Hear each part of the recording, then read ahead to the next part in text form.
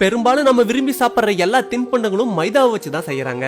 ரசாயனமும் வேதிப்பொருட்களும் சேர்க்கறதால உடம்புக்கு ஆரோக்கியம் இல்லைன்னு அதை சாப்பிட யோசிப்போம். எந்தவித வேதிப்பொருட்களும் சேர்க்காம ஆரோக்கியமான முறையில இந்த மைதாவை வீட்லயே தயாரிக்க முடியும்.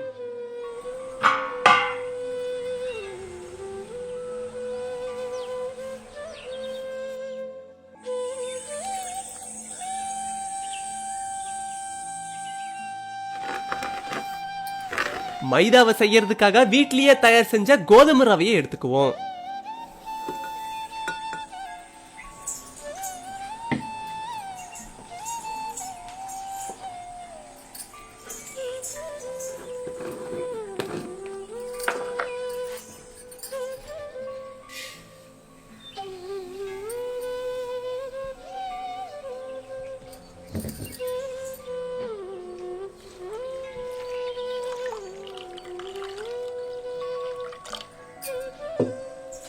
ரவையில தண்ணி ஊத்தி கிட்டத்தட்ட 3 மணி நேரம் ஊற வைக்கணும்.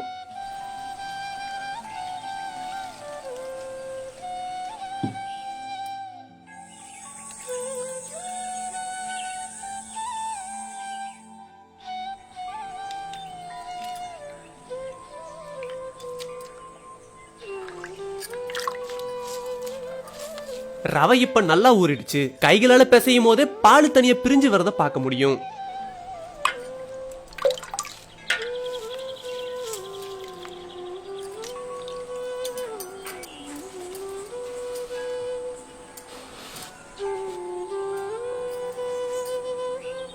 ரவையில இருக்க பாலை மட்டும் தனியா இந்த மாதிரி துணியை வச்சு புளிஞ்சு எடுத்துருவோம்.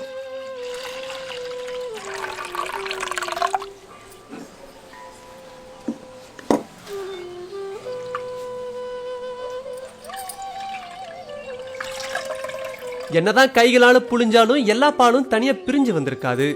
அதுக்காக கொஞ்சமா தண்ணியை சேர்த்து மத்த வச்சு இந்த மாதிரி கடைஞ்சு எடுத்துருவோம்.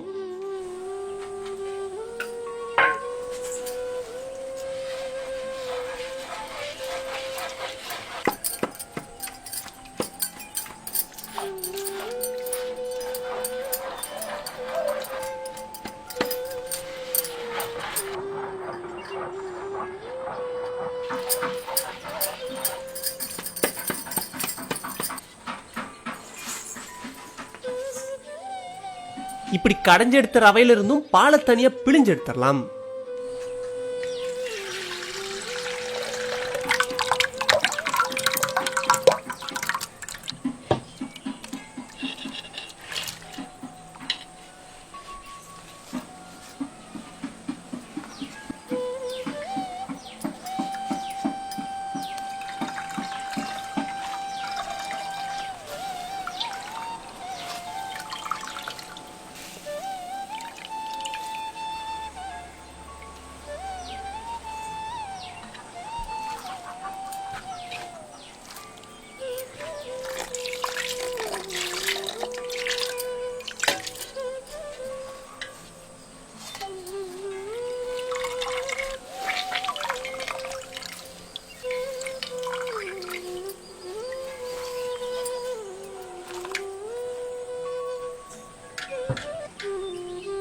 ரவையிலிருந்து வந்த பாலை ஒரு 2 மணி நேரத்துக்கு தொந்தரவு பண்ணாம தனியா விட்டுருவோம்.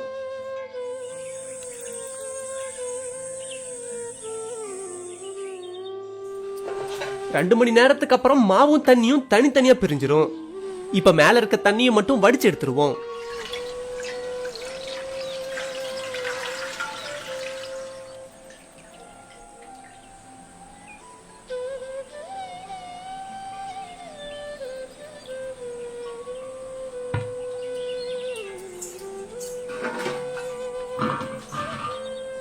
இப்ப அடியில தங்கின இந்த மாவை மட்டும் ஒரு அகலமான பாத்திரத்துல பரப்பி விட்டுருவோம்.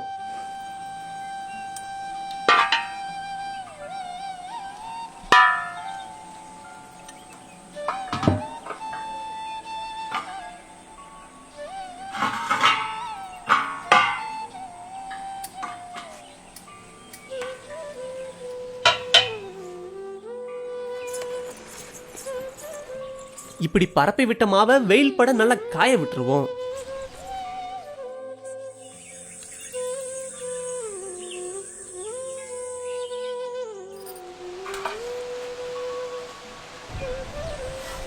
சரியா 2 நாள் காஞ்சு நல்லா மொறு மொறுன்னு ஆயிடுச்சு.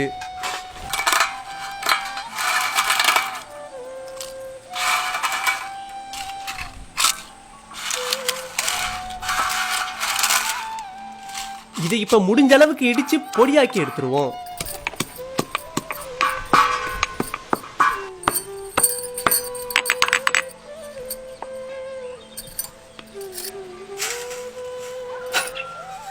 முடிஞ்ச அளவுக்கு பொடி பொடியா ஆக்கி சல்லடையில சலிச்சோம்னா மாவா கிடைச்சிரும்.